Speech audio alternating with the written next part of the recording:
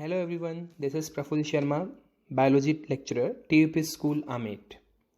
Our today's session is for chapter number 2, Biological Classification. Before starting this session, let us understand two terms, prokaryotes and eukaryotes.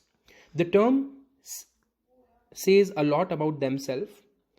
Pro means old, karyon means nucleus.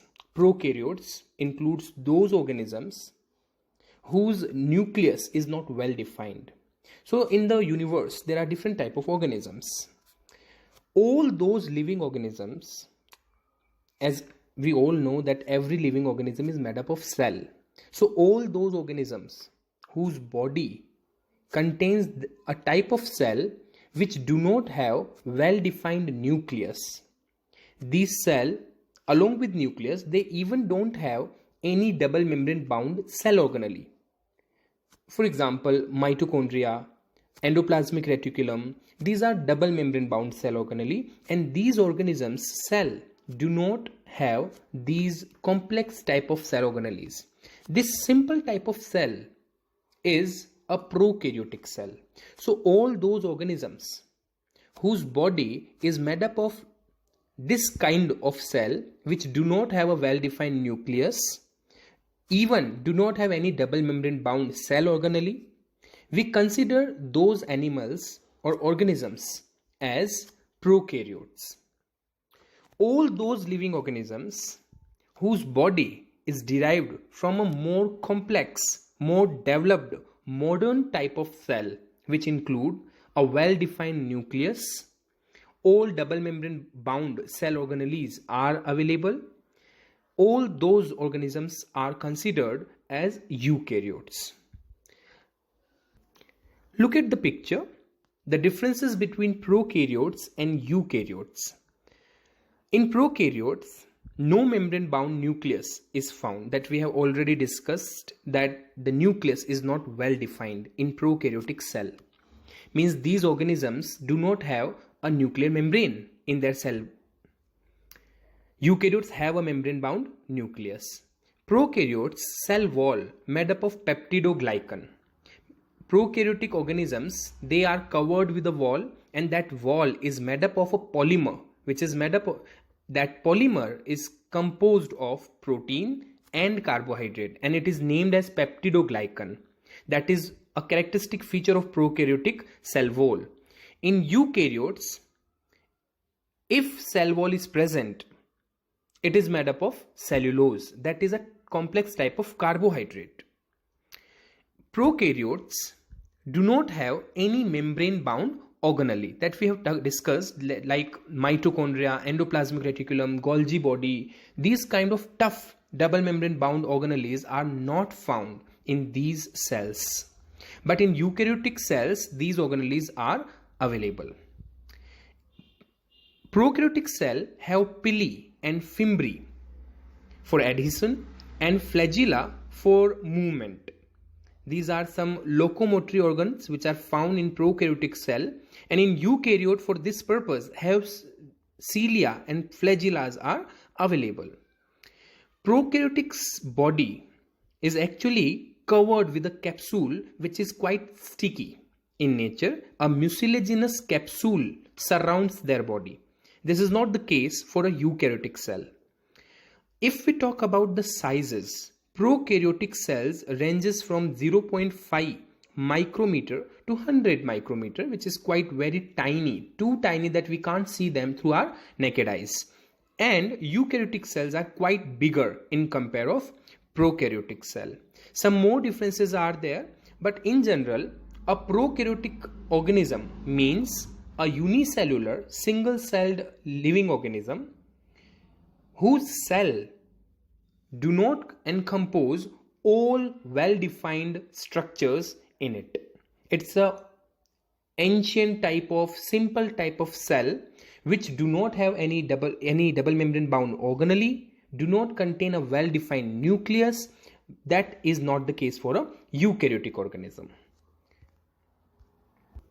In previous lecture, we discussed about the classification system. There were many scientists who classified living organisms into different categories. the widely accepted classification was Five Kingdom classification by R.H. Whitaker. He classified living organisms into 5 kingdoms: Monera, Protista, Fungi, Plantae, and Animalia. Out of these 5 kingdoms, today we'll discuss Monera kingdom in detail. Let us understand which kind of living organisms comes under this kingdom. The kingdom includes all prokaryotes, means if you find any living organism having a single cell body and that cell too is a simple one, do not have any double membrane bound organelle, do not have a well defined nucleus, we consider that cell as a prokaryotic cell, and all those organisms which have this kind of body structure, which have this kind of cell, and they all comes under this kingdom Monera. For example, Mycoplasma, bacteria, actinomycetes, and cyanobacteria. We'll come to each of them one by one. All Monera kingdom animals or living are unicellular, prokaryotes, and contain the most primitive of living forms. The cells are microscopic, obviously you can't see them through naked eyes, and cell wall is generally present, and we have talked about it is of peptidoglycan, which is a polymer. Genetic materials are not organized into nucleus and contain naked DNA. Naked DNA means actually the DNA, which is the genetic material, is generally enclosed by a nuclear membrane. In a well-defined cell, nuclear membrane surrounds the DNA. But as we know, in prokaryotic body, nuclear membrane is absent. That means the DNA is not surrounded by any membrane, and that's why we consider it as a naked DNA. Membrane bound organelles are absent. Reproduction is asexual, means sexually only gene recombination is found there. Otherwise all Monerians, they undergoes asexual reproduction. Flagella may be present and are of single stranded, means only a single stranded flagella for the purpose of locomotion is found. If we talk about the example, blue-green algae, bacteria, mycoplasma, actinomycetes, all these are examples of Monera kingdom. Let us talk about the first example of Monera kingdom, bacteria. In Monera kingdom, all bacteria are classified actually into 2 groups. Group number 1 is called Eubacteria. Eubacteria encompasses all true bacteria. If I say I am suffering from a bacterial disease, that means I am talking about a true bacteria. It comes in the group Eubacteria. Eubacteria is further divided into 2 subgroups. Heterotrophic bacteria means these bacteria cannot able to make their own food. They depends on others' food. Autotrophic bacteria, these bacteria are self-nourishing, means they can cook their own food. As we know that plants can do that, but some bacteria are also able to make their own food, and that's why we consider them as autotrophic bacteria. Autotrophic bacteria means which can able to make their own food. They can make their food by energy, with the help of energy, and that energy can be sunlight or it can be a chemical. If a bacteria cooks its own food with the help of sunlight, we call it photoautotrophic bacteria.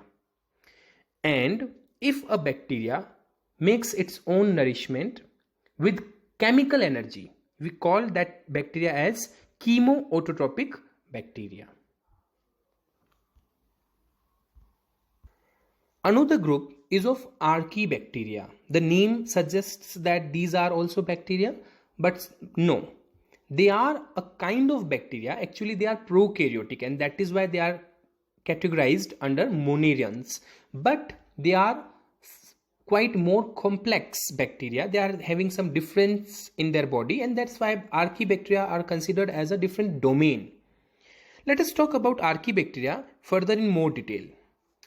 Archaebacteria are a group of most primitive prokaryotes which live under most hostile conditions. Now, hostile condition here means these Archaebacteria are found in those areas where life could not be possible.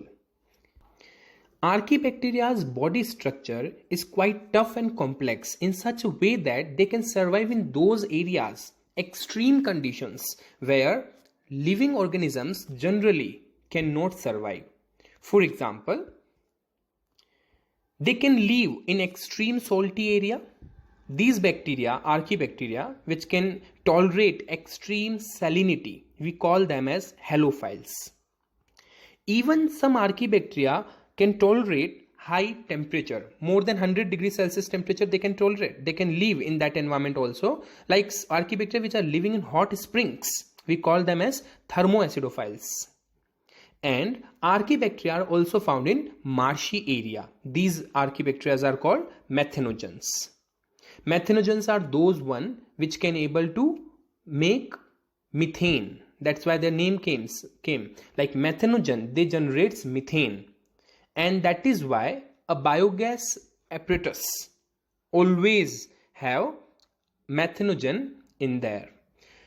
Ruminants, those animals like cow and all, they chew their food and their abdomen also have Archaebacteria, methanogen in their abdomen.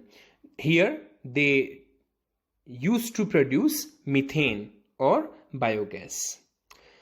Here we have the diagram of a complex Archaebacteria. It quite similar. It looks similar to a normal bacteria, but there are certain differences in their structure, in their composition, in their DNA, in their genetic material. Different things are there. So our Archaebacteria is a type of prokaryotic organism and is also a monarian.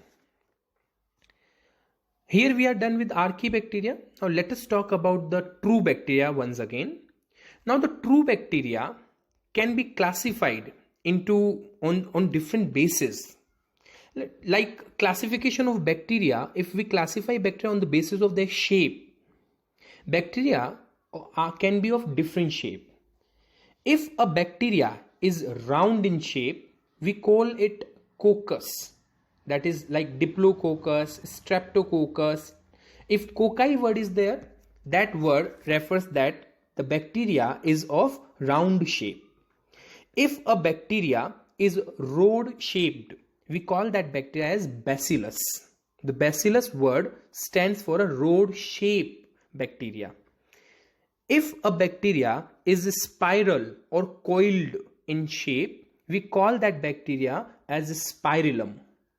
And a coma shaped bacteria is termed vibrio. Here in the next picture, you can see the shapes of these bacteria. In red color, all round spherical shaped bacteria are there. They all are cocci. The rod shaped bacteria are bacilli, and the spirillum is spiral in shape. And look at the last one is the coma shaped vibrio. So bacteria can be classified into these four basic categories on the basis of their shape. Bacteria can also be classified on the basis of nutrition. Say for example, whether the bacteria is able to make their own food or they are depending on someone other. Bacteria can be of two types. Autotrophic bacteria, obviously they can nourish themselves, they can make their own food, and heterotrophic, which are not able to do that so. Autotrophic, which can make their own food by sunlight, are photosynthetic, phototropic, and chemosynthetic. That is, they are using chemical as a source of energy and cooking their own food. Heterotrophic, which are dependent on someone other for food purpose, they can be parasitic. Means they lives on someone other's body, or they can be saprophytic. That means they feed on dead or decayed organisms. We can further classify bacteria on the basis of staining. Now there was a scientist named Gram. This Gram has designed a method to differentiate bacteria on the basis of their color. Means there is a stain named Gram stain, and with the help of that stain we can categorize bacteria on the basis of their cell wall, and with the help of this method all bacteria can be considered as two: Gram positive bacteria and Gram negative bacteria. Gram positive bacteria, look in the picture, are generally blue or crystal violet. There are colors. Gram positive bacteria usually stained by purple color, and Gram negative bacteria usually stained by pink color. This is how, on the basis of a dye, on the basis of color, you can classify bacteria as Gram positive or Gram negative. Here bacteria are done. One more special type of bacteria is cyanobacteria. Cyanobacteria or blue-green algae. Earlier it was considered as an algae. Now modern techniques are available, and now we know that this is a prokaryotic organism and is green, blue-green in color. It is behaving as an algae, but still it is a bacteria. So cyanobacteria or blue-green algae are Gram-positive photosynthetic bacteria. They contain chlorophyll A and carotenoid, that is the colorful pigment. They may be unicellular, means they can be single celled or they can be multi-celled also. Colonial means they live in colony, or filamentous means they are long thread like. Freshwater, they can live in freshwater, marine water, or terrestrial means they are also found on land. Some of them have a specialized heterocyst cell to perform nitrogen fixation. Cyanobacteria, these are a special type of bacteria, have a special feature also in their body. Look in the picture. Here we have shown two examples of cyanobacteria, Nostoc and Anabaena. See the diagram. In the diagram, you can find that all cells are normal in appearance, but somewhere some cells are quite different in shape and size and in their organization. These specialized cells are called heterocyst cell, and these heterocyst cells are specially designed for the purpose of nitrogen fixation.